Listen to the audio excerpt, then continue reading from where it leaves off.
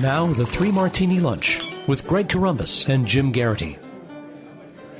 And welcome, everyone, to the Friday edition of the Three Martini Lunch. We finally made it to the end of the work week, along with Jim Geraghty of National Review. I'm Greg Corombos of Radio America. We have good, bad, and crazy martinis for conservatives today, Jim. And for our good martini, Cocaine Mitch strikes again. And let's go back to the Supreme Court nomination fight over Brett Kavanaugh. Chuck Grassley, the chairman of the Senate Judiciary Committee, has said he wants this all wrapped up in 70 days. And if you do the math from the time that Trump made the nomination on July 9th, that puts you somewhere in mid to late September. So the Democrats don't want to have it in that short of a time frame. They say, look, this guy was staff secretary for President George W. Bush. Virtually every piece of paperwork during that time went through his hands. Therefore, we are entitled to see all of this. And so it would just not be thorough vetting if we didn't see these documents. And so we need to have them. And if that takes time, well, it's just going to have to take time, even if it goes past the midterm election. Well, Politico tells us today that Mitch McConnell is not falling for that. Quote, Mitch McConnell has a warning for Democrats demanding copious documents on Supreme Court nominee Brett Kavanaugh. Be careful what you wish for. The Senate Majority Leader privately told senior Republicans on Wednesday that if Democrats keep pushing for access to upwards of 1 million pages and records from President Donald Trump's high court pick, he's prepared to let Kavanaugh's confirmation vote slip until just before November's midterm elections, according to multiple sources. Delaying the vote past September would serve a dual purpose for McConnell, keeping vulnerable red state Democrats off the campaign trail, while potentially forcing anti-Kavanaugh liberals to swallow a demoralizing defeat just ahead of the midterms. Senators said McConnell believes the Democratic base will be deflated if they raise hopes of defeating Kavanaugh only to lose just days before the election. So, Jim, this isn't Mitch McConnell's first rodeo, or radio. But we talked, a little bit earlier this summer about how the Senate should be getting more done. Hopefully that'll happen during during August when he was supposed to be taking them out into recess. But looks like he might have the trump card here. No pun intended. You know, my favorite part of that, Greg, is when Cocaine Mitch took out the Senate calendar and said, "Say hello to my little friend." For those of you who enjoy the Mitch McConnell Scarface references. You know, look, the irony is that the Democrats might have something in the neighborhood of a valid point if a judge has a long record of legal writing and decisions and things like that, and you want to review them all, fine. Most confirmation hearings take roughly around the same period of time. I think it was always a bit ambitious to get Kavanaugh seated in time for the beginning of the next Supreme Court term. It's always the first Monday in October. If everyone wants to cooperate and do it quickly, it supposedly could be done. But Democrats are pushing for a delay that works against, if not the whole caucus, then probably those embattled red state Democrats. You could do this. This could end middle of October. You could do this right up to the end of October. Now, this, creates the possibility of a couple of frustrating 4-4 decisions on the Supreme Court. I'm sure the court would rather have 9 members than 8. But all in all, time is on the side of the Republicans because, particularly the other thing which is kind of interesting, and I mentioned this in the Jolt today, Patrick Morrissey, Kevin Cramer, every Republican who's running against one of these red state Democrats, Joe Donnelly in Indiana, those were the 3 who voted for Gorsuch eventually on back earlier in the Trump presidency. They think the Democrats will vote for Kavanaugh. Now, obviously, all the Senate Democrats are doing the kabuki dance. They're basically making I need to review his record. I'm going to do a thorough questioning. I'm putting it off. First, everyone kind of expects that they will go as a group. It's entirely possible 1 or 2 might deviate, but it's probably safer to travel in numbers, so to speak. And if all 3 end up voting, Democrats don't have the votes to stop them. They don't have the filibuster. This all ends the same way, barring some, meltdown during the hearing or some giant skeleton in his closet or something like that. If the Democrats want to take their time looking for it, fine. This just puts it closer and closer to Election Day. And could that help those embattled red state Democrats if they vote yes? I guess. But the Trump administration doesn't mind because that puts them that gets Kavanaugh confirmed. And I think also there's a possibility of at least some Democrats, in those states not willing to vote for a senator who just voted to confirm 2 of Trump's Supreme Court justices. And then, of course, the flip side, of course, the more time you spend in Washington doing these confirmation hearings and other preparations for the vote is time you're not back in your home states and campaigning, giving the advantage to the Patrick Morrisseys of the world. So, look, it's kind of a win-win for Mitch McConnell. You can do this the easy way. You can do this the hard way. One has to kind of, we can almost imagine that oh so microscopic smile on his face that he comes in moments of purest joy when he realizes the vice that he's got Senate Democrats in with the timing of this vote. That's definitely true. And just from your Mitch McConnell impression of saying hello to my little friend, of course, Al Pacino screams it as he's firing a machine gun.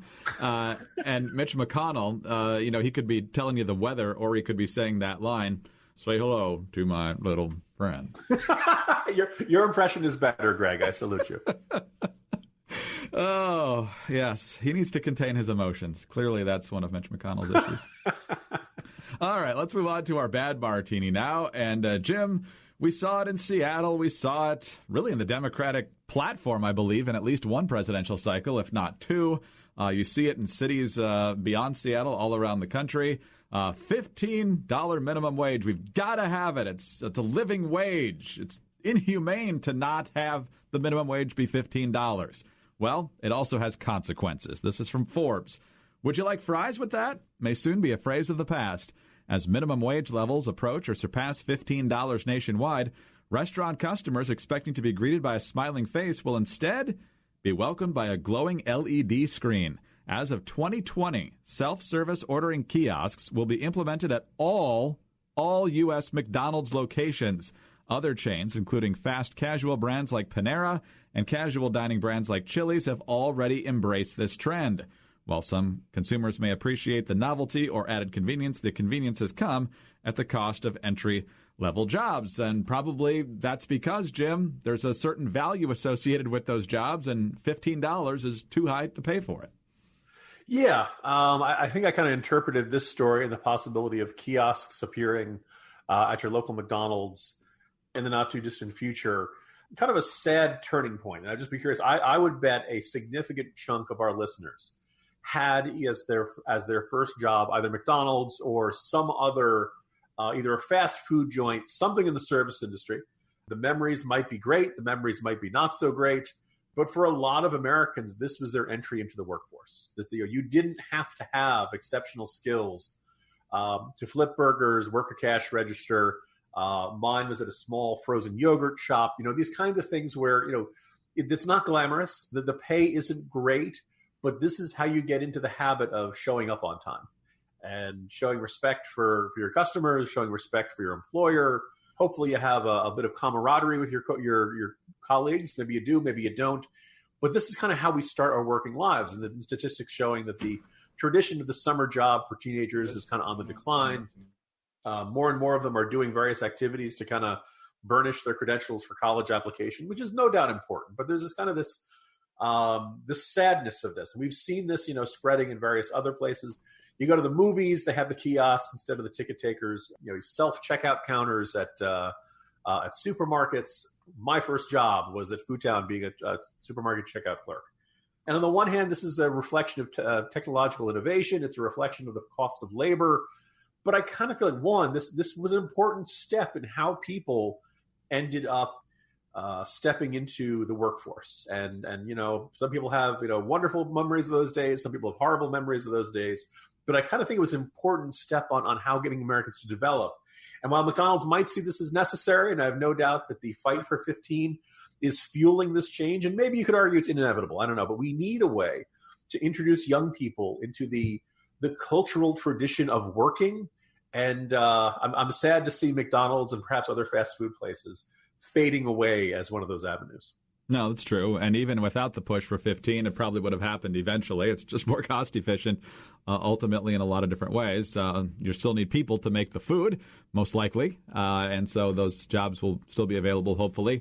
But let this be an economic lesson, as well as hopefully not the end of an era of people learning the value of hard work and the value of responsibility. So speaking of being responsible, let's move on to our Crazy Martini now and head to the NFL. Earlier this week, the Miami Dolphins made some headlines and got quite a bit of blowback. This is from ESPN. Miami Dolphins players who protest on the field during the national anthem reportedly could be suspended for up to 4 games under a team policy issued this week.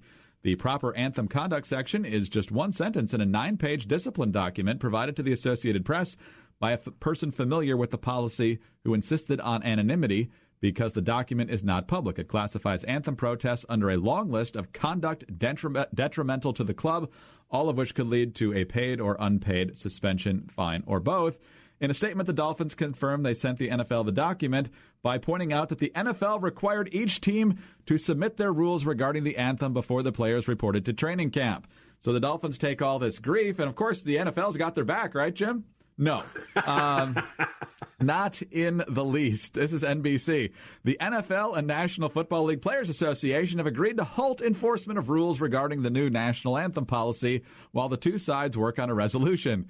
The league and its players union issued a joint statement late Thursday, hours after the Associated Press reported that Miami Dolphins players who protest on the field during the anthem could be suspended for up to 4 games under a team policy issued this week. So, Jim, once again, the coward/bully known as Roger Goodell strikes again, basically to cover his own backside. Where do we stand now?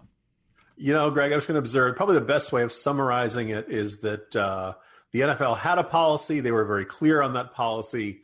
But as soon as it got tough, as soon as they felt the pressure, they spiked the policy, like the kind of celebrations in the end zone you're not allowed to have anymore. Another way of putting it is that they had a policy. And a lot of the easy headline here, NFL fumbles new kneeling rule. But I think Goodell is going to argue that there was a tuck rule, that his hand was going down, and so they technically didn't fumble the policy. The policy, it's now Schrodinger's policy. It both exists and doesn't exist, and we won't know until we look in the box at the cat. The NFL, as much as we enjoy making fun of the commissioner, I'm sure the league offices, it just feels like this nightmare that won't end. Started by Kaepernick, who's not in the league anymore. Periodic rumors that one team might be interested in signing him, but never going forward. Now Kaepernick is suing the NFL. I'm really struck by how I have never liked the kneeling during the national anthem. It struck me as disrespectful and counterproductive and foolish, and Kaepernick says a lot of dumb, foolish things. I've also not quite been comfortable, though, with the idea that the consequence for this should be the end of your career. I don't think it's an outrageous to say. I want Kaepernick to go to a game someday, Greg, so I can boo him. I want him there so I can watch him get sacked really hard. I don't know if he's done something that strikes me as foolish and wrongheaded and all that. But I don't know if the consequence for being foolish and wrongheaded should be the end of your career. This is a league that has players who've had, some not so violent, some fairly, violent or near violent crimes in their past that they've managed to look beyond and forgive. So, but this just simply won't go away. It was really kind of fascinating to see that the NFL thought it was going to enact this sort of fairly uniform policy, that they'd be able to start the league season with nobody kneeling, that they would be involved in more, activism and supporting communities and charities, and kind of this recognition of, hey, we hear you. We see these problems. We want to see these problems addressed.